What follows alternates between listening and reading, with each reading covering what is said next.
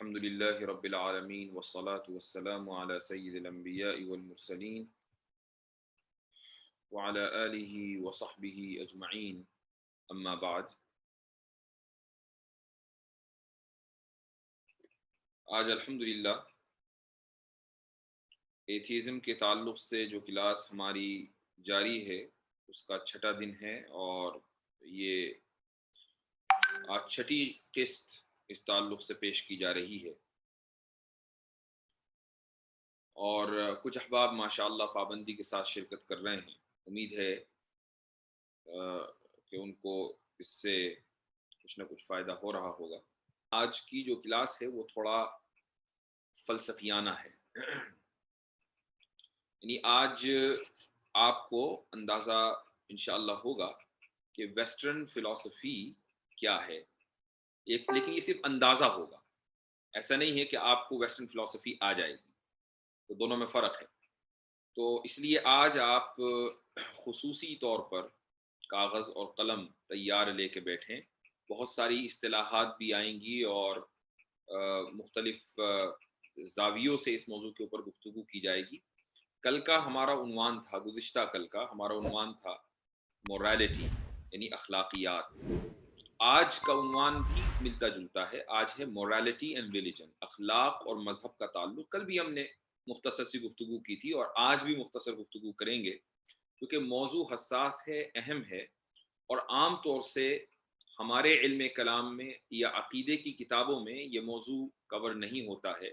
اس لیے مدارس کے جو فضلاء یا طلباء ہیں، یا اسی طریقے سے یونیورسٹیز کے جو پڑھے ہوئے لوگ ہیں، وہ اس موضوع سے پر یعنی چونکہ انہوں نے اس پر مطالعہ نہیں کیا یا کبھی سنا نہیں، تو تھوڑا سا ان کو یہ پیچیدہ لگتا ہے. ایسا بھی نہیں کہ بہت زیادہ پیچیدہ ہے، کوئی میں آپ کو ڈرا نہیں رہا ہوں، لیکن یہ کہ آپ کی توجہ اس تعلق سے دلانا چاہتا ہوں کہ اس کو تھوڑا سا توجہ سے آپ سنیں. قبل اس کے کہ اس موضوع پر میں تفصیلی گفتگو کروں، میں چاہوں گا کہ اس کتاب کو آرمین نوابی کی میں آپ کے سامنے شیئر کروں، اور ایک جو موضوع تھا ارتداد کی سزا، اس پر پہلے گفتگو ہو جائے. اور وہ گفتگو اس معنی اگر اہم ہے، چونکہ آرمین نوابی نے اپنی کتاب میں یہ دعویٰ کیا تھا کہ جیسے جیسے ٹائم آگے بڑھ رہا ہے، ویسے ویسے مذہب کی جو تعلیمات ہیں وہ فرسودہ ہوتی چلی جا رہی ہیں، آؤٹ ڈیٹڈ ہوتی چلی جا رہی ہیں.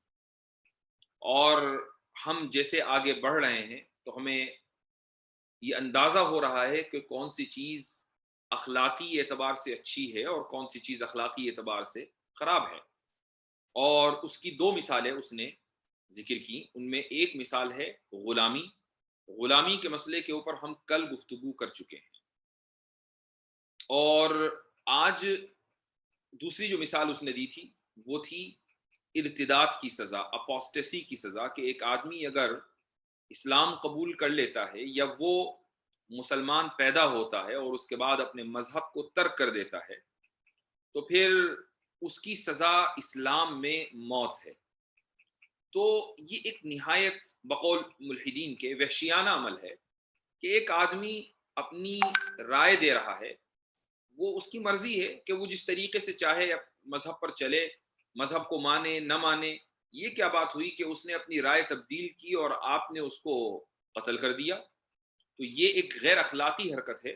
لیکن مذہبوں نے، اور خصوصاً ملحدوں کے بقول، ایتھیسٹ کے بقول، اسلام نے چونکہ اس کو باقی رکھا ہے، لیکن آج کی تاریخ میں پوری دنیا اس کو مانتی ہے کہ یہ ایک وحشیانہ عمل ہے، ایک بد اخلاقی کا عمل ہے.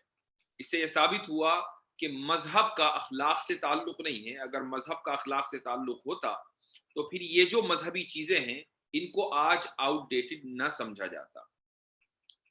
تو آپ اس کو، یہ جو پیراگراف ہے جس کو میں نے ہائی لائٹ کیا ہے، اس کو سنیے. اس میں وہ لکھتا ہے کہ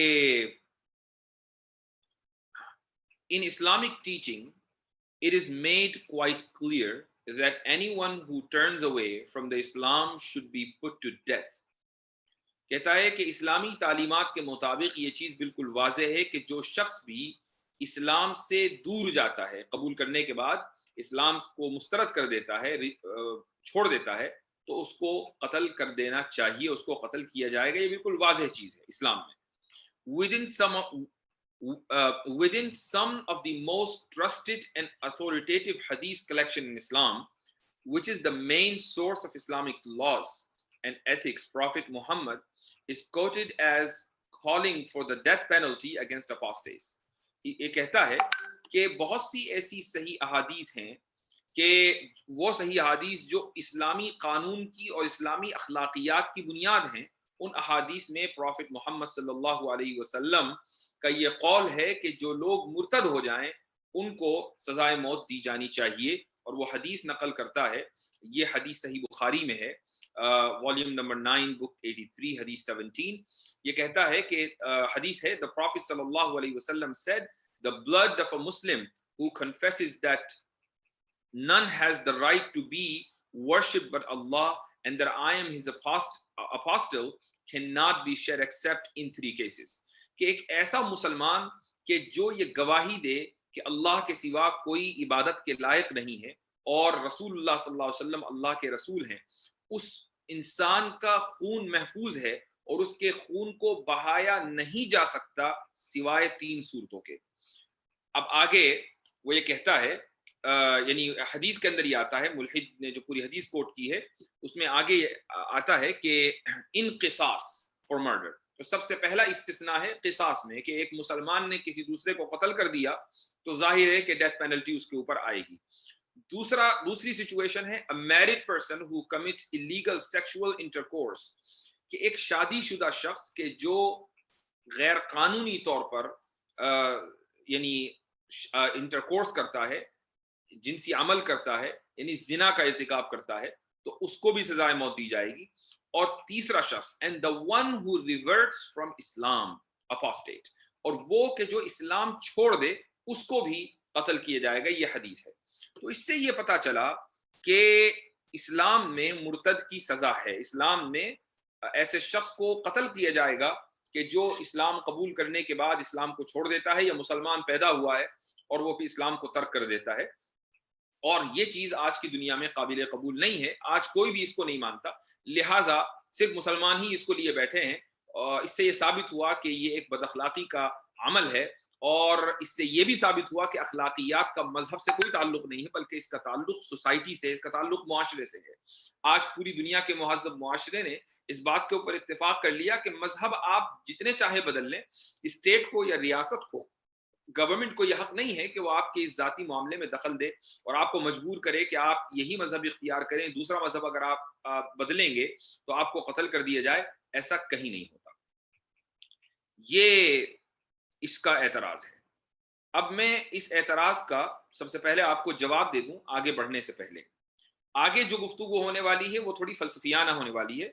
میں نے اس موضوع کے اوپر ایک پوری ویڈیو بنائی ہے، اگر آپ کو یاد ہو، آپ میں سے کچھ لوگوں نے وہ ویڈیو دیکھی ہو، اور اگر نہ ہو تو اسی چینل کے اوپر پرانی ویڈیوز میں جائیں گے تو انشاءاللہ آپ کو مل جائے گی. اس کا عنوان بھی ہے مرتد کی سزا. اس میں مختصراً آپ کو یہ 2-3 پوائنٹس میں ذکر کرنا چاہوں گا. وہ یہ کہ سب سے پہلے ہمیں یہ سمجھنا ہے کہ مرتد کی سزا کیسے، یعنی کس مرتد کو سزا دی جاتی ہے. سب سے پہلے ہمیں یہ سمجھنا ہے. تو یاد رکھیے کہ ایسا مرد کہ جو اسلامک گورنمنٹ میں رہتا ہو، یعنی جہاں اسلامک لا ہو، وہ اگر اسلام کو ترک کر دے اور اعلان کر دے، اس کا نہ صرف یہ کہ ترک کرے بلکہ کھلم کھلا اعلان کر دے کہ میں نے اسلام کو چھوڑ دیا ہے، اب اس کو 3 دن کا موقع دیا جائے گا، 3 دن کی مہلت دی جائے گی. اس کو کہا جائے گا کہ تم اپنے ڈاؤٹس کلیئر کر لو. اگر وہ اپنے ڈاؤٹس کلیئر کر لیتا ہے تو بہت اچھی بات ہے. اس کے ڈاؤٹس کلیئر کرنے کے لیے اس کو پورا موقع ملے گا. ایسے لوگ جو اس کے ڈاؤٹس کلیئر کر دیں ان کو بلایا جائے گا، اس سے گفتگو کی جائے گی، اس کی کاؤنسلنگ کی جائے گی. یہ ساری چیزیں ہوں گی. اگر اس کے ڈاؤٹس کلیئر ہو جائیں اور وہ مذہب میں واپس آ جائے تو بہت اچھی بات ہے. لیکن اگر وہ اپنی بات پر اڑا رہے کہ نہیں مجھے تو اسلام سے بیر ہے، مجھے اس سے کوئی دلچسپی نہیں ہے، اس کے تمام ڈاؤٹس کلیئر ہو گئے، اس کے باوجود بھی وہ اپنی بات پر اڑا ہوا ہے، تو پھر ایسے شخص کو قتل کیا جائے گا، مرد. لیکن اگر عورت اپوسٹیٹ بن جاتی ہے، مرتد بن جاتی ہے، تو پھر چاہے اس کے ڈاؤٹس کلیئر ہوں یا نہ ہوں، اس کو قتل نہیں کیا جائے گا، اس کی سزائے موت نہیں ہے۔ تو مرد کے اوپر سزائے موت ہے، عورت کے اوپر سزائے موت نہیں ہے، اور مرد کو بھی جو سزا دی جائے گی وہ 3 دن کے بعد دی جائے گی، اس کی کاؤنسلنگ کے بعد، اس کو سوچنے اور اس کو غور و فکر کرنے کا موقع دیے جانے کے بعد، ایک دم اس کو اوپر سزائے موت نافذ نہیں کی جائے گی۔ تو پہلا پوائنٹ تو یہ ہے۔ دوسرا پوائنٹ یہ ہے کہ آج کی تاریخ میں مذہب کو، آج کے دور میں مذہب کو ایک رائے سمجھا جاتا ہے۔ جس طریقے سے میں نے کوئی بات کہی، یہ میری رائے ہے، تو ظاہر ہے کہ مجھے اپنی رائے کے اظہار کی مکمل آزادی ہے۔ میں چاہوں تو اپنی رائے رکھوں، چاہوں تو اپنی رائے نہ رکھوں، اور میں اپنی رائے کسی بھی انداز میں رکھ سکتا ہوں۔ آج جتنی بھی جمہوریتیں ہیں، ڈیموکریسیز ہیں پوری دنیا کے اندر، جتنے بھی آزاد ملک ہیں، وہاں پر عوام کو اپنی رائے رکھنے کا اختیار ہوتا ہے، اور اگر کوئی آدمی اپنی رائے رکھتا ہے حکومت کے خلاف ہو یا وہ دوسرے شخص کے خلاف ہو، تو محض رائے رکھنے کی بنیاد پر آپ اس کو سزا نہیں دے سکتے۔ لیکن مذہب رائے نہیں ہے، اگرچہ مذہب کو آج کی تاریخ میں، آج کی دنیا میں رائے مانا جاتا ہے، لیکن مذہب رائے نہیں ہے، یہ ایک نظام ہے۔ مذہب ایک نظام ہے، اور نظام کے خلاف رائے دینے کا مطلب ہے اس نظام کے خلاف پروپیگنڈا کرنا۔ مثال کے طور پر آپ انڈیا میں ہوں، انڈیا میں آپ ایک پولیٹیکل رائے دے سکتے ہیں، آپ یہ کہہ سکتے ہیں کہ مجھے بی جے پی کی اس پالیسی سے یا حکومت کی اس پالیسی سے اتفاق نہیں ہے، میری رائے یہ ہے کہ یہ پالیسی غلط ہے۔ تو آپ کو اس بنیاد پر قانوناً بتا رہا ہوں میں، یہ دادا گیری کی بات نہیں چل رہی ہے، قانوناً آپ کو اس بنیاد پر آپ کی کوئی پکڑ نہیں ہونی چاہیے۔ لیکن آپ یہ کہیں کہ میں اس ملک کا جو نظام ہے، عدالتی نظام، میں اس کو ریجیکٹ کرتا ہوں، ساری عدالتیں کرپٹ ہیں، جج بھی کرپٹ ہے، اب آپ جب یہ بات کہیں گے تو آپ کے اوپر چارجز لگ سکتے ہیں۔ یا مثال کے طور پر آپ یہ کہیں کہ میں جمہوریت کو نہیں مانتا ہوں، میں چاہتا ہوں کہ اس ملک کے اندر ڈکٹیٹرشپ آئے، میں چاہتا ہوں کہ فوج کو ختم کر کے یعنی خلافت، مثلا بہت سے لوگ خلافت کا نعرہ لگاتے ہیں، میں یہ نہیں کہہ رہا ہوں کہ ان کے اوپر فوراً جا کے چارجز لگا دیں، لیکن قانوناً ایسا ہی ہو رہا ہے کہ جو لوگ نظام کو بدلنے کی بات کرتے ہیں تو ان کے اوپر فوراً سیڈیشن کے چارجز لگا دیے جاتے ہیں۔ تو جو سیڈیشن کا چارج ہے وہ اس لیے کہ کچھ لوگوں نے نظام کے خلاف پروپیگنڈا کرنے کی کوشش کی، جیسے ہی نظام کے خلاف پروپیگنڈا ہوا، قانون ایک دم حرکت میں آ گیا۔ ایسے ہی یہ تو انڈیا کی مثال ہوئی، اور یہی مثال دنیا کے بہت سارے ممالک کے اندر چلتی ہے۔ لیکن میں آپ کو ایک حیرت انگیز قانون انگلینڈ کا بتاتا ہوں، اور یہ قانون کچھ بہت پرانا نہیں، بلکہ آج سے کوئی 15-20 سال پہلے ہی اس کے اندر تھوڑی سی تبدیلی آئی ہے۔ آج سے 15-20 سال پہلے تک کے انگلینڈ کا قانون یہ تھا کہ اگر کوئی شخص، خواہ وہ انگلینڈ کا شہری ہو یا انگلینڈ میں وہ رہتا ہو، برطانیہ میں رہتا ہو، اور وہ وہاں کی کوئن یا پرنس کے خلاف، جو نیکسٹ ان لائن ہے، جو ولی عہد ہے، کراؤن پرنس یا یہ کہ کوئن، ان دونوں کے خلاف اگر کوئی رائے بھی دے دے تو اس کے خلاف سیڈیشن کے چارجز لگتے تھے، اور اگر ثابت ہو جاتا تھا تو پھر اس کو سزائے موت ہو سکتی تھی۔ سزائے موت، یہ کہاں کا قانون بتا رہا ہوں؟ یہ انگلینڈ کا قانون بتا رہا ہوں کہ سیڈیشن کی بنیاد پر سزائے موت انگلینڈ کے اندر تھی، آج سے کوئی 15 سے 20 سال پہلے تک کے۔ انگلینڈ جو کہ عالمی انصاف کا اور انسانی حقوق کا چیمپئن جس کو مانا جاتا ہے پوری دنیا کے اندر، اور یہ مغربی ممالک میں اس کا ایک نام ہے ویسٹ کے اندر، وہاں پر سزائے موت تھی محض کوئن کے خلاف بول دینے پر۔ اور اگر کوئی شخص کوئن کے خلاف بول دیتا تھا تو اس کو 3 دن کی مہلت نہیں ملتی تھی کہ اگر تم نے کوئن کے خلاف رائے دی ہے تو چلو تمہارے ڈاؤٹس کلیئر کر دیں، تمہیں کیا شبہات ہیں، ہم تمہارے شبہات کو، تمہاری اس پرابلم کو سالو کر دیں، اگر سالو ہو جائے تو بہت اچھی بات ہے تب، اور اگر سالو نہ ہو اس کے باوجود وہ اپنی بات پر آ رہے تو 3 دن کے بعد اس کو سزا ملتی تھی۔ ایسا نہیں، بلکہ جیسے ہی جرم ہوا، لوگوں کو پتا چلا، اس کے خلاف چارجز لگتے تھے، اس کے خلاف کیس شروع ہو جاتا تھا، اور اگر کیس ثابت ہو جائے تو اس کو سزا ہو جاتی تھی۔ لیکن اسلام میں، جہاں اسلامی نظام ہے، وہاں یہ ہے کہ اگر کوئی شخص مرتد ہو جائے تو محض مرتد ہوتے ہی اس کو سزا نہیں دی جائے گی، محض مرتد ہوتے ہی اس کے اوپر چارجز نہیں لگیں گے، بلکہ مرتد ہونے کے بعد اگر وہ اعلان کر دے، وہ بھی اس صورت میں جب کہ وہ اعلان کرے۔ ایک آدمی اپنے گھر کے اندر مرتد ہو گیا، کسی کو نہیں پتا، یا اگر پتا بھی ہے تو 2-4 لوگوں کو پتا ہے، ان کے اوپر کوئی ذمہ داری نہیں ہے، وہ چاہے حکومت کو رپورٹ کرے نہ کرے۔ تو چونکہ ایمان کا تعلق تو دل سے ہے، تو ایک آدمی اگر کسی اسلامی مملکت میں یا اسلامی حکومت میں اسلام قبول کرنے کے بعد غیر مسلم ہونا چاہتا ہے تو وہ ہو جائے، کسی کو کوئی فرق نہیں پڑتا۔ لیکن اگر وہ پروپیگیٹ کر رہا ہے، وہ اعلان کر رہا ہے، ڈکلیئر کر رہا ہے کہ نہیں مجھے اسلام سے پرابلم ہے، تو اب ہم اس کی پرابلم کو دور کریں گے. اب جب اس کی پرابلم دور ہو گئی تو بہت اچھی بات ہے, اس کے اوپر کوئی سزا نافذ نہیں ہوگی.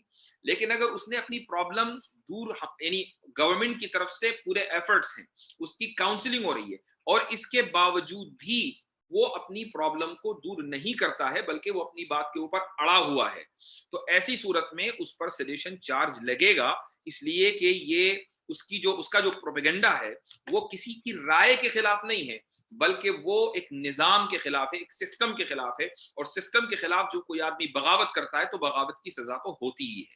ہاں, کہیں 4 سال ہوتی ہے, کہیں 10 سال ہوتی ہے, کہیں 12 سال ہوتی ہے, آسٹریلیا کے اندر 16 سال ہے, انڈیا کے اندر 3 سے 5 سال کی سزا ہوتی ہے, اور ایک ملک یعنی انگلینڈ کے اندر سزائے موت آج سے 15-20 سال پہلے تک تھی. اسلام نے بھی سزائے موت کا آپشن چنا ہے, تو اس میں کوئی حرج کی بات نہیں ہے, لوگوں کو اپولوجیٹک ہونے کی ضرورت نہیں ہے کہ بھئی مذہب کو چھوڑنے پر اسلام نے سزائے موت کیوں ہے.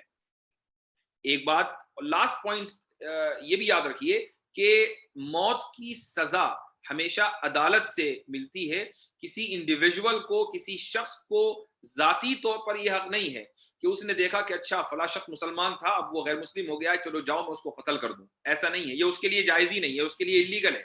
اگر اس نے کیا تو اس کو سزا ملے گی. تو یہ عدالت کا اختیار ہے, اور عدالت بھی اپنے اختیار کو وہاں یوز کرے گی جہاں پر اسلامی کانسٹیٹیوشن ہو.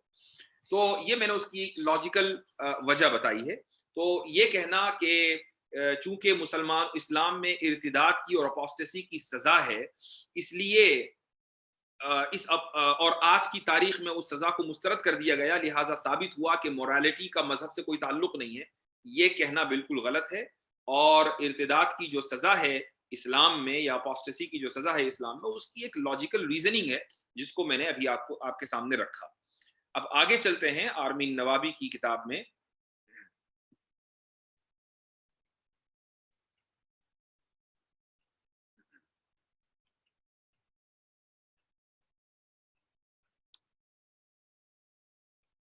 آگے وہ یہ لکھتا ہے,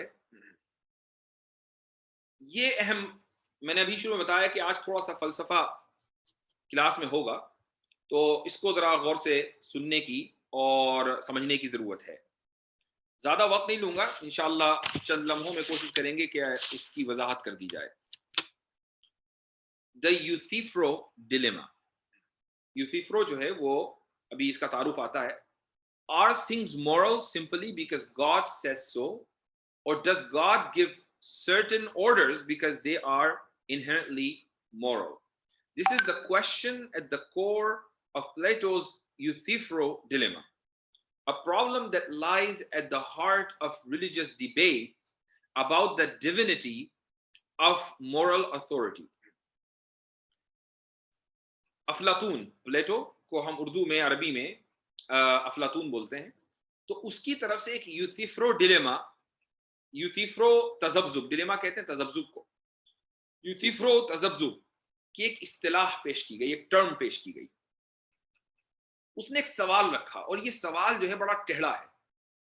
سوال یہ ہے کہ کوئی بھی چیز اگر اچھی ہے تو وہ اس لیے اچھی ہے کہ خدا نے اس کا حکم دیا. پہلا آپشن کہ وہ اچھی ہے کس لیے, اس لیے کہ خدا نے اس کا حکم دیا اس لیے اچھی ہو گئی, یا وہ پہلے سے اچھی ہے اسی لیے خدا نے اس کا حکم دیا. دو آپشن ہیں کہ کوئی بھی چیز پہلے سے اچھی ہے, خدا نے اس کا اسی لیے حکم دیا ہے چونکہ وہ پہلے سے اچھی ہے. دوسرا آپشن, چونکہ خدا نے اس کا حکم دیا ہے اس لیے وہ اچھی ہے, بذات خود وہ اچھی ہو یا نہ ہو لیکن خدا کے حکم دینے کے بعد وہ اچھی ہوئی. یہ دو آپشنز ہیں. یہ اس نے ایک سوال رکھا ہے, یہ ایک تذبذب کی بات ہے کہ کوئی بھی چیز کیوں اچھی ہے. اب آگے لکھتا ہے, if morality exists separate from God's will, there is no reason to rely on God for moral behavior. اگر اخلاقیات کا وجود خدا سے ہٹ کر ہو, یعنی خدا بنیاد نہ ہو اخلاقیات کی, بلکہ ایک چیز پہلے سے اچھی ہے اور خدا اس کا حکم دے رہا ہے, تو پھر خدا کے حکم دینے کی ضرورت ہی کیا ہے بھائی. ایک چیز اگر پہلے سے اچھی ہے تو لوگ اس کو خود ہی کر لیں گے, جو چیز پہلے سے بری ہے لوگ خود ہی اس سے بچ جائیں گے. خدا کو حکم دینے کی ضرورت ہی کیا ہے, اور خدا کو پھر ماننے کی ضرورت ہی کہاں رہ گئی. if morality exists separate from God's will, अब अगर अखलाकियात खुदा की मर्जी से हटकर कोई चीज है, there is no reason to rely on God for moral behavior, तो अब खुदा के ऊपर रिलाय करने या खुदा के ऊपर मौकूफ रहने की अखलाकियात के ताल्लुक से, अखलाकियात के हवाले से कोई जरूरत नहीं. One could have moral standards independently without divine feedback. एक शख्स जो है वो अखलाक के आला पैमाने पर फाइज हो सकता है खुदा के बगैर. On the other hand, तो पहला ऑप्शन तो ये, दूसरा option on the other hand, if God creates morality simply by saying whether something is right or wrong, then that's not really morality. दूसरा ऑप्शन ये है कि खुदा बनाता है तो मोरालिटी बनती है, खुदा जिस चीज का हुक्म दे वो अच्छा और जिस चीज से रोके वो बुरा. तो अगर यही बात है तो फिर there is no then that's not really morality, it's arbitrariness. फिर इसको अखलाकियात नहीं कहा जाएगा, इसको arbitrariness कहा जाएगा. arbitrariness का मतलब है तहक्कुम, कि जो मर्जी कह दिया, जो चाहा कर दिया. मिसाल के तौर पर मेरे सामने इस वक्त लैपटॉप रखा हुआ है, तो आज मैं ये सोचूं कि इस लैपटॉप को तोड़ देना बड़ी अच्छी बात है, और कल मैं ये सोचूं कि नहीं, इस लैपटॉप को तोड़ना अच्छा नहीं है, तो ये एक आर्बिट्रेरीनेस हुई. इसके पीछे कोई दलील और कोई लॉजिक नहीं. भाई आप ये पूछें कि भाई कल आपने क्यों सोचा था कि लैपटॉप को तोड़ देना अच्छी बात है, और आज आप क्यों सोच रहे हैं कि लैपटॉप को तोड़ना अच्छी बात नहीं है. ये दो अलग अलग जो आपके बिहेवियर हैं, किस बुनियाद पर हैं? कोई बुनियाद नहीं, बस मैंने सोचा था. तो ये इसको तहक्कुम अरबी और उर्दू में बोलते हैं, और अंग्रेजी में इसको आर्बिट्रेरीनेस बोलते हैं. तो अगर खुदा जिस चीज को चाहे हुक्म दे वो अच्छी हो जाए और जिस चीज से रोके वो बुरी हो जाए, तो इसको अखलाकियात नहीं कहा जाएगा, इसको आर्बिट्रेरीनेस कहा जाएगा. Morality would become nothing more than the whimsy of a divine being blindly followed by humans. ये इसका एतराज है.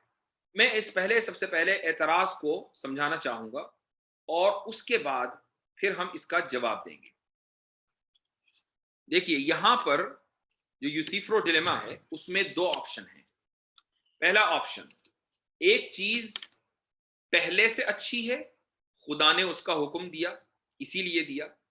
दूसरा ऑप्शन ये है कि खुदा ने हुक्म दिया इसलिए वो चीज अच्छी हुई. इसको समझने से पहले मैं आपको एक मिसाल दूंगा. इसको मिसाल से समझिए, थोड़ा सा इसको तवज्जो से देंगे तो इंशाल्लाह बहुत जल्दी समझ में आ जाएगा. मसलन आप अखबार पढ़ते हैं या आपने टीवी पर न्यूज़ देखी, उसमें यह आ रहा था कि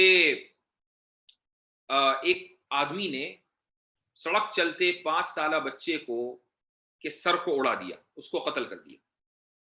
आपने जब ये न्यूज़ सुनी तो शायद शैतान ही होगा जो खुश हो. एक कितना भी वहशी इंसान हो, कितना ही सख्त दिल तंग दिल इंसान हो, वो इस खबर पर अफसोस का इजहार करेगा और जिस आदमी ने ये काम किया उसको बुरा समझेगा, और वो कहेगा कि ये बुराई हुई है, ये बुराई है कि जिसका इर्तिकाब किया गया है. कि एक 5 साल बच्चा जो बज़ाहिर इतनी अकल भी नहीं रखता, शऊर भी नहीं रखता, उसने क्या किया होगा ऐसा कि उसको एक सड़क पर चलने की वजह से एक दूसरे शख्स ने उसकी गर्दन उड़ा दी. ये चीज तो निहायत गलत है. तो अब ये जो आपने कहा ये चीज निहायत गलत है, ये गोया कि आपने इस अमल के बद अखलाकी होने का इजहार किया कि ये चीज बद अखलाकी है. यानी इसका अखलाकियात से कोई ताल्लुक नहीं है, इस जुर्म का अखलाकियात या अच्छाई से कोई ताल्लुक नहीं है, ये निहायत बड़ी बुराई है. अब सवाल ये होता है कि ये बुराई मारूजी बुराई है या इजाफी बुराई है. ये मैंने दो टर्मिनोलॉजी इस्तेमाल की है. इसके लिए मैं इंग्लिश की टर्म्स भी आपके सामने इस्तेमाल करना चाहूंगा, उसको आप लिख लीजिए. एक है ऑब्जेक्टिव मोरालिटी और एक है सब्जेक्टिव मोरालिटी. ऑब्जेक्टिव मोरालिटी का मतलब यह है कि कोई भी चीज अच्छी है बजाते खुद और कोई भी चीज बुरी है बजाते खुद.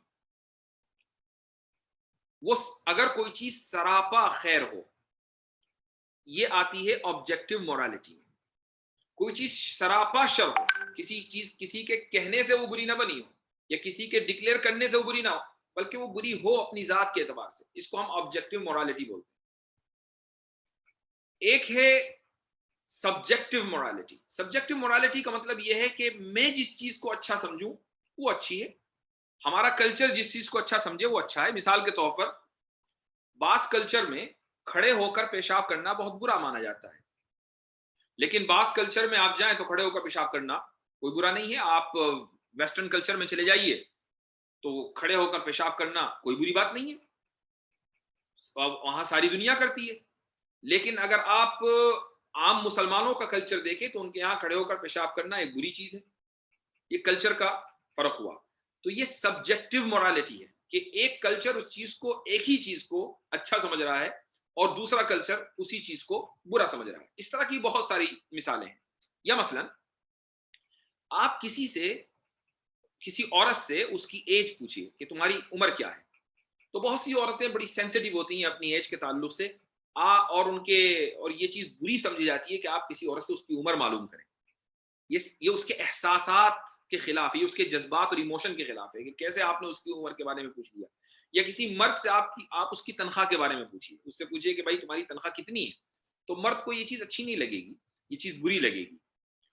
اس کو کہتے ہیں سبجیکٹو مورالٹی، چونکہ یہ میرے یا آپ کے جذبات اور ایموشن سے متعلق ہے کہ آپ نے میرے ایموشنز کو، میرے جذبات کو ہرٹ کیا ہے، اس لیے یہ چیز بری ہے. یہی وجہ ہے کہ آپ بہت سے ایسے کلچرز ہیں دنیا کے اندر، علاقے ہیں جہاں آپ جائیں، یا بہت سے ایسے لوگ ہیں خود ہمارے ملک میں، آپ ان سے پوچھیں کہ بھائی تمہیں روزانہ یا تمہیں مہینے میں کتنی تنخواہ ملتی ہے، وہ آپ کو آرام سے بتا دیں گے کہ ہمیں مہینے میں اتنی تنخواہ ملتی ہے. خصوصاً جو غریب طبقہ ہے وہ اپنی تنخواہ بہت آرام سے بتا دیتا ہے کہ جی مہینے کے اندر 5,000 روپے ملتے ہیں. اور جو امیر طبقہ ہے مثلا اگر اس کی تنخواہ 2 لاکھ 4 لاکھ روپے ہے ماہانہ، تو وہ کبھی بھی اپنی تنخواہ ڈسکلوز نہیں کرے گا. تو اس کو بولا جاتا ہے subjective morality. Objective morality, subjective morality. Objective morality کو اردو یا عربی میں معروضی اخلاقیات کہا جاتا ہے. معروضی کے لیے انگریزی لفظ ہے آبجیکٹو، کہ کوئی چیز بذات خود بری یا بذات خود اچھی ہو. سبجیکٹو کے لیے اضافی کا لفظ آتا ہے، اضافی مورالٹی، اضافی اخلاقیات، کہ ایک چیز میرے لیے اخلاقی حیثیت کی حامل ہے اور دوسرے کے لیے اخلاقی حیثیت کی حامل نہیں ہے. ایک چیز میرے جذبات اور ایموشن سے متعلق ہے، دوسرے کے لیے اس سے کوئی فرق نہیں پڑتا. اب یہ جو میں نے آپ کو شروع میں مثال دی ہے کہ آپ نے نیوز پڑھی کہ ایک سڑک پر چلتے ہوئے بچے کو، 5 سالہ بچے کو ایک شخص نے اس کی گردن اڑا دی، یہ آبجیکٹو مورالٹی کے خلاف ہے یا سبجیکٹو مورالٹی کے خلاف ہے؟ تو آپ یہ کہیں گے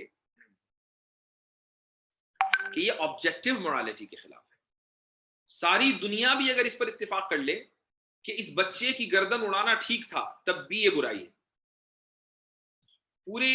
پوری دنیا اگر یہ قانون بنا دے کہ جی 5 سالہ بچے کی اگر گردن اڑا دے تو کوئی حرج کی بات نہیں ہے، یہ قانون بھی اگر بن جائے تب بھی یہ برائی ہے. اسی کو کہا جاتا ہے آبجیکٹو مورالٹی، کہ یہ بذات خود ایک بری چیز ہے. تو کسی کے برے بنانے سے یہ بری نہیں بنی ہے، بذات خود بری ہے. یہ ہے آبجیکٹو مورالٹی. اگر اتنا سمجھ میں آ گیا ہو تو آگے بڑھتے ہیں. اب سوال یہ ہے کہ جو آبجیکٹو مورالٹی ہے یہ ظاہر ہے کہ میرے اور آپ کے بنانے سے تو بنی نہیں. تو اس کی بنیاد میں، آپ اور ہم جیسے لاکھوں کروڑوں اربوں انسان نہیں. تو پھر یہ آبجیکٹو مورالٹی آئی تو کہاں سے آئی؟ ظاہر ہے کہ ہم تو لائے نہیں. اگر ہم لائے ہوتے تو ہم اس کو سبجیکٹو مورالٹی بولتے، چونکہ ہم بہت سی ایسی چیزیں لائے ہیں. میں نے مثال دی کھڑے ہو کر پیشاب کرنا یا بیٹھ کر پیشاب کرنا، تو بہت سے لوگ اس کو ٹھیک سمجھتے ہیں، بہت سے لوگ اس کو برا سمجھتے ہیں. یا تنخواہ پوچھ لینا، بہت سے لوگ اس کو ٹھیک سمجھتے ہیں، بہت سے لوگ برا سمجھتے ہیں. یہ سبجیکٹو مورالٹی ہے. لیکن آبجیکٹو مورالٹی ہم نہیں لائے. ساری دنیا بھی اگر اس کے صحیح ہونے پر اتفاق کر لے، اس بچے کے قتل ہونے کو، تب بھی وہ چیز برائی رہے گی. تو کون لایا؟ جب ہم نہیں لائے تو ہم سے کوئی جو چیز ادنا ہے، مثلا سارے جانور وہ ہم سے نچلے درجے کے ہیں، تو وہ جانور بھی نہیں لے کر آئے ہوں گے. وہ جانور، ان کے ایموشنز بھی اس کی بنیاد نہیں ہے. ہم نہیں لے کر آئے، ہم سے جو ادنا مخلوقات ہیں، ہم سے نچلے درجے کی جو کریشن ہے، وہ بھی نہیں لے کر آئی. تو پھر کون لے کر آئے؟ یقیناً ہم سے جو اعلیٰ اور عرفہ ہے، ہم سے جو بلند و برتر ہے، یعنی جو ہمارا مالک ہے، جو ہمارا کریٹر ہے، وہی، اسی نے اس آبجیکٹو مورالٹی کو سیٹ کیا ہے. اس سے ثابت ہوا کہ آبجیکٹو مورالٹی کا تعلق مذہب سے ہے.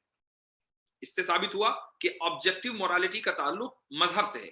بلکہ آبجیکٹو مورالٹی کی جو زبان ہے، جو لینگویج ہے، مثلا ہم دن میں کتنی مرتبہ کہتے ہیں کہ ہمیں یہ کرنا چاہیے، ایسا ہونا چاہیے، ویسا ہونا چاہیے، یہ کہنا مناسب ہے، یہ کرنا مناسب ہے، اٹ از اپروپریٹ. یہ جو لینگویج ہے نا یہ بھی اس بات کو بتاتی ہے کہ یہ انسانوں کے بنایا ہوا یعنی معیار نہیں ہے، بلکہ جس نے انسان کو بنایا یہ اس کا سیٹ کیا ہوا معیار ہے. یہ ہے آبجیکٹو مورالٹی. اب یہاں سے آتا ہے یوسیفرو ڈیلیما. یوسیفرو ڈیلیما، اچھا ایک چیز یوسیفرو ڈیلیما کو بتانے سے پہلے میں ایک چیز آپ کو اور بتا دوں کہ آبجیکٹو مورالٹی کا تعلق ایمان سے نہیں ہے، خدا سے ضرور ہے لیکن ایمان سے نہیں ہے. یہی وجہ ہے کہ بہت سے ایتھیسٹ جو خدا پر ایمان نہیں رکھتے ان کے اندر بھی آبجیکٹو مورالٹی ہوتی ہے. مثال کے طور پر آپ اگر یہی بات کسی ایتھیسٹ سے پوچھیں کہ بتاؤ ایک بچے کا اگر سڑک پر چلتے ہوئے اس طریقے سے قتل ہو جائے تو تم اس کو صحیح سمجھتے ہو کہ برا سمجھتے ہو؟ ایتھیسٹ بھی کہے گا کہ میں برا سمجھتا ہوں، مومن بھی کہے گا برا سمجھتا ہوں، ایتھیسٹ بھی کہے گا برا سمجھتا ہوں، ہندو بھی کہے گا برا سمجھتا ہوں، مسلمان بھی، سب لوگ یہی کہیں گے کہ برا سمجھتے ہیں. تو اس کا مطلب یہ ہوا کہ آبجیکٹو مورالٹی کا دیکھیے ابھی آپ اپنے سوالات روک لیجئے، مجھے ذرا بولنے دیجئے، اس کے بعد انشاءاللہ میں کوشش کروں گا آپ کے سوالات. آبجیکٹو مورالٹی کا تعلق اس کا مطلب ایمان سے نہیں ہے بلکہ خدا کے وجود سے. چاہے لوگ خدا کے وجود کو مانے نہ مانے، اگر خدا موجود ہے تو آبجیکٹو مورالٹی بھی موجود ہے، اگر خدا موجود نہیں ہے تو آبجیکٹو مورالٹی موجود نہیں ہے. اور آبجیکٹو مورالٹی موجود ہے تو ثابت ہوا کہ خدا موجود ہے. ٹھیک ہے، اب ہم آگے بڑھتے ہیں. اس کے اوپر ملحدوں کی طرف سے ایک زبردست اعتراض ہوتا ہے، وہ اعتراض سمجھنا ہے. وہ اعتراض یہ ہے، اسی کو یوسیفرو ڈیلیما بولتے ہیں. میں نے شروع میں ذکر کیا کہ ایک چیز پہلے سے اچھی ہے، یعنی آبجیکٹو مورالٹی پہلے سے اچھی ہے، بذات خود اچھی ہے، اسی لیے خدا نے اس کا حکم دیا. پہلا آپشن یہ ہے. دوسرا آپشن، خدا نے حکم دیا اس لیے وہ چیز اچھی ہوئی. تو اب اگر ایک چیز پہلے سے اچھی ہے، بذات خود اچھی ہے، اسی لیے خدا نے اس کا حکم دیا، تو بھلا خدا کو حکم دینے کی ضرورت ہی کیا رہ گئی؟ بھائی جو چیز پہلے سے اچھی ہے ہم اس پر عمل کر لیں گے، جو چیز اچھی نہیں ہے ہم اس پر عمل نہیں کریں گے. اب خدا کے وجود کی ضرورت ہی کیا رہی؟ اگر ہم پہلا احتمال لیں، پہلی پاسبلٹی لیں، پہلا آپشن لیں کہ ایک چیز بذات خود پہلے سے اچھی ہے اس لیے خدا نے اس کا حکم دیا، تو اب خدا کے وجود کی کوئی ضرورت نہیں. دوسرا آپشن یہ ہے کہ خدا نے حکم دیا اس لیے وہ چیز اچھی بنی. تو اگر ہم اس آپشن کو لیں تو اب آبجیکٹو مورالٹی ختم ہو جاتی ہے، چونکہ وہ چیز اچھی اس لیے بن رہی ہے چونکہ خدا نے اس کا حکم دیا ہے، بذات خود وہ اچھی نہیں ہے. اب آبجیکٹو مورالٹی ختم ہو جاتی ہے، اب مورالٹی سبجیکٹو بن جاتی ہے، اضافی بن جاتی ہے. جبکہ آبجیکٹو مورالٹی دنیا میں موجود ہے، ہم نے مثال دی ہے بچے کے قتل سے. تو یہ تذبذب، یہ اس کو کہتے ہیں ڈیلیما. ڈیلیما کا مطلب ہے ایسا تذبذب کہ جس کی مختلف شقیں ہوں، شاخیں ہوں، مختلف پاسبلٹیز ہوں، آپ جو بھی احتمال اور پاسبلٹی لیں وہیں پھنس جائیں. تو یہ ملحدوں کی طرف سے اعتراض ہوتا ہے اور اسی اعتراض کو اس کتاب میں ذکر کیا گیا ہے.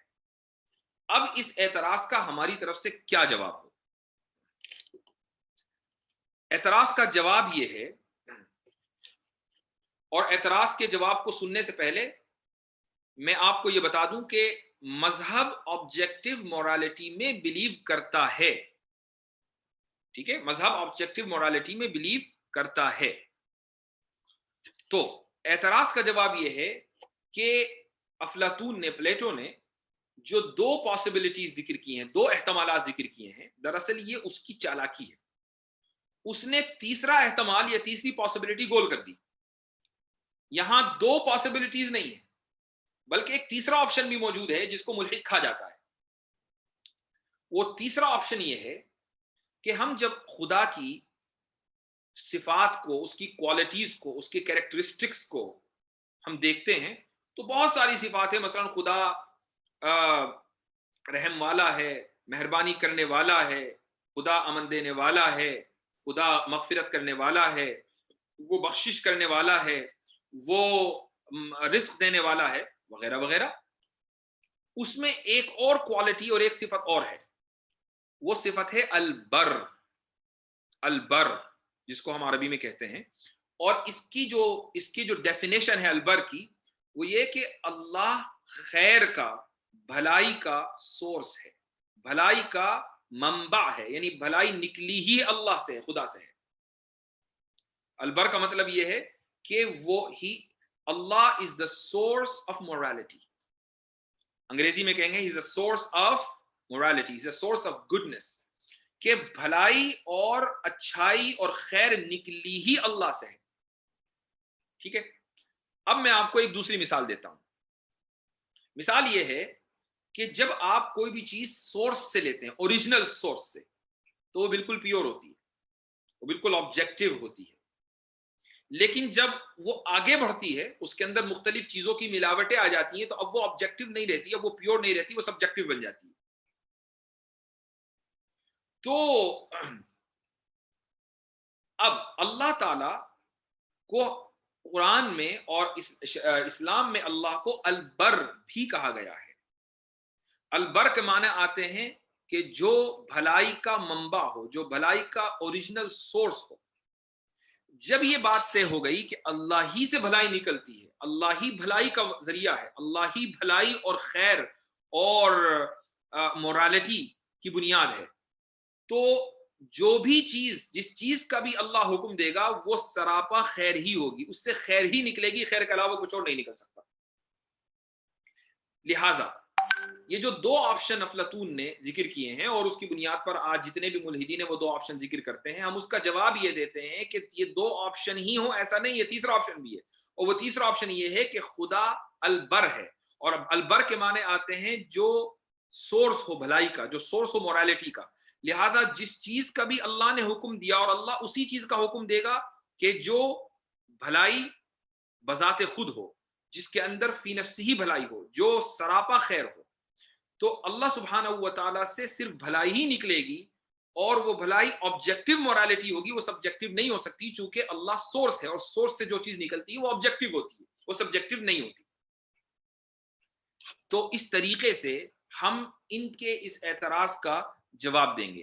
لہٰذا آبجیکٹیو مورالٹی موجود ہے، اور اللہ ہی سے نکلی ہے، اللہ ہی نے اس کو حکم دیا ہے، لیکن وہ مورالٹی اس لیے نہیں بنی کہ چونکہ اللہ نے حکم دیا اس لیے بنی، بلکہ اللہ سے مورالٹی ہی نکلے گی، اللہ سے اچھائی ہی نکلے گی، خرابی اللہ سے اور برائی اللہ سے نہیں نکل سکتی۔ یہ اس کا جواب ہے۔ اب اگر کسی کو یہ جواب سمجھ میں نہ آیا ہو تو مجھ سے پرسنل پر، یعنی جو میسج ہے اس کے ذریعے رابطہ کر سکتا ہے، انشاءاللہ مزید سمجھانے کی کوشش کی جائے گی، کیونکہ میں نے اپنی دانش کے اعتبار سے اس کو ریپیٹ کر دیا ہے، اور آپ اس کو اگر 2-3 مرتبہ سن لیں تو مجھے امید ہے کہ یہ چیز سمجھ میں آ جائے گی۔ تو ہم نے جو بنیاد بنایا ہے وہ اللہ کی صفت بر کو بنایا ہے، اور صفت بر ہے منبع، یعنی ذریعہ بھی نہ کہنا چاہیے بلکہ source of goodness, source of morality, اور سورس سے جو چیز نکلتی ہے وہ آبجیکٹیو ہوتی ہے۔ لہٰذا اللہ سبحانہ و تعالی سے جو چیز بھی نکلی ہے، جو خیر بھی اور خیر ہی نکل سکتی ہے، وہ آبجیکٹیو مورالٹی ہی ہے۔ اس لیے اسلام میں آبجیکٹیو مورالٹی کا بھی تصور ہے، اور یہ کہنا کہ پھر خدا کی ضرورت نہیں ہے، ایسا نہیں، خدا کی بھی ضرورت ہے، جو کہ خدا ہی سے آبجیکٹیو مورالٹی نکل سکتی ہے۔ لہٰذا جب ہم یہ جواب دیتے ہیں تو بہت سے ملحدین، آرمین نوابی تو خیر بہت چھوٹی چیز ہے، جو ذرا ٹاپ لیول کے ملحدین ہیں، وہ پھر آبجیکٹیو مورالٹی کا انکار کر دیتے ہیں۔ وہ یہ کہتے ہیں کہ بھئی یہ جو معروضی اخلاقیات ہے، آبجیکٹیو مورالٹی ہے، اس کی کوئی حیثیت نہیں، یہ موجود ہی نہیں۔ اخلاق وہ ہے جس کو ہم اخلاق سمجھیں، اخلاق وہ ہے جس کو ایک معاشرہ اچھا سمجھے، برائی وہ ہے جس کو ایک معاشرہ برائی سمجھے۔ لہٰذا مورالٹی ان کے یہاں صرف اضافی اور سبجیکٹیو ہے۔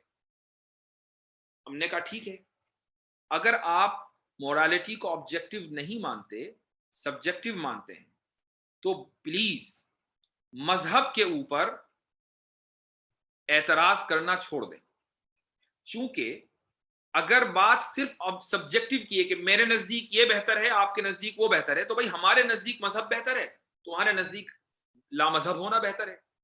ہمارے نزدیک خدا پر یقین رکھنا بہتر ہے، تمہارے نزدیک خدا پر یقین نہ رکھنا بہتر ہے، تو تم اپنی دنیا میں خوش رہو۔ تم کیوں مذہب کے ماننے والوں کے اوپر اعتراض کرتے ہو؟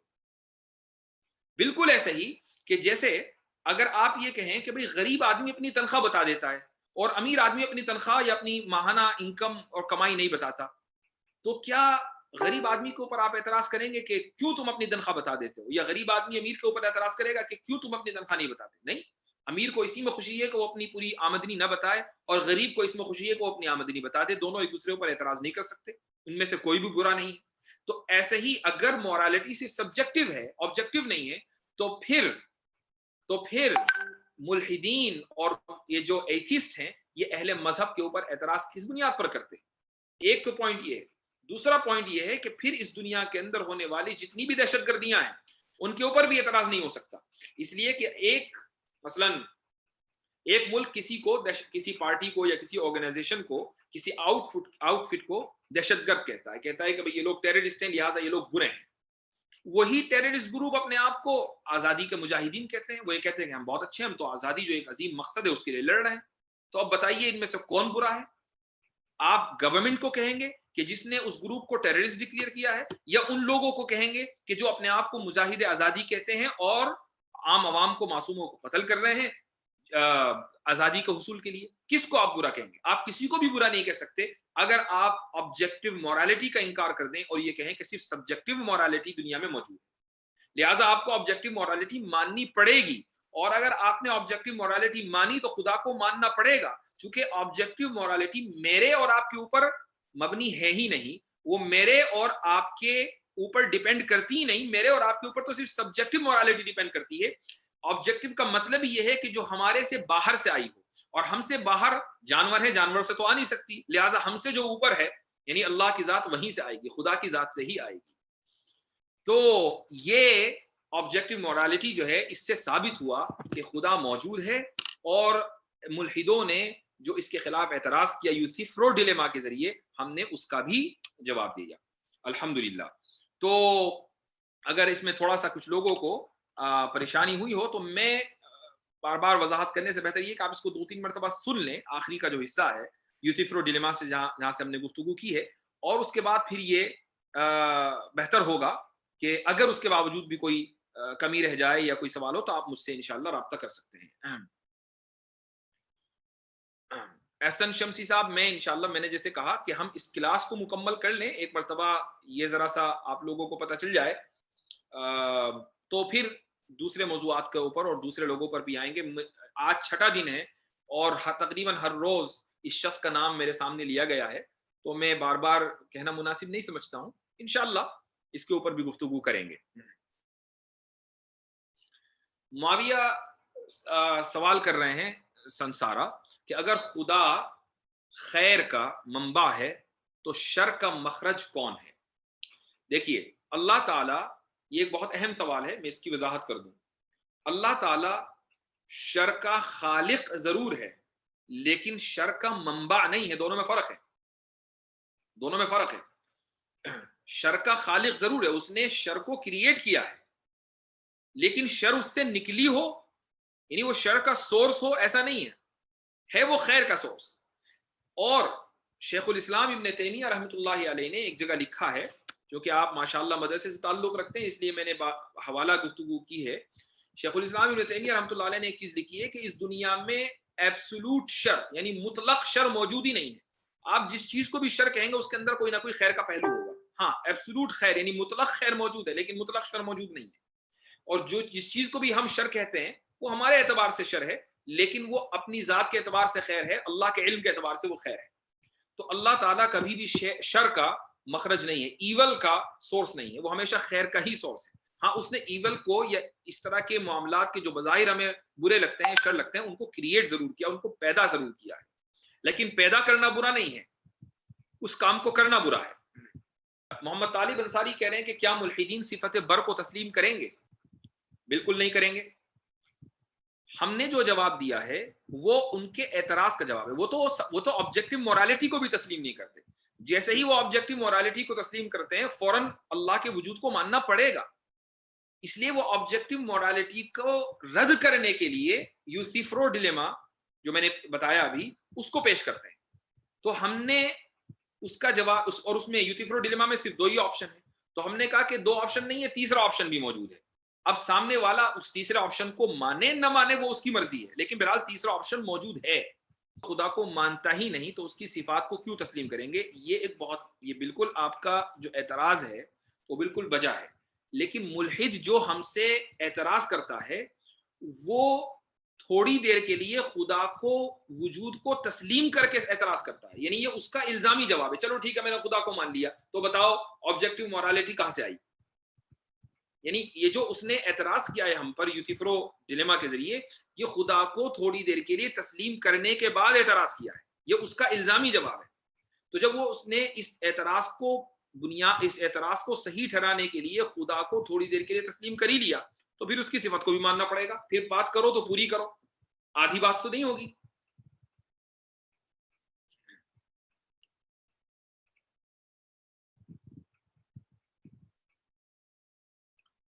ایک بہت اہم سوال یہ آ رہا ہے کہ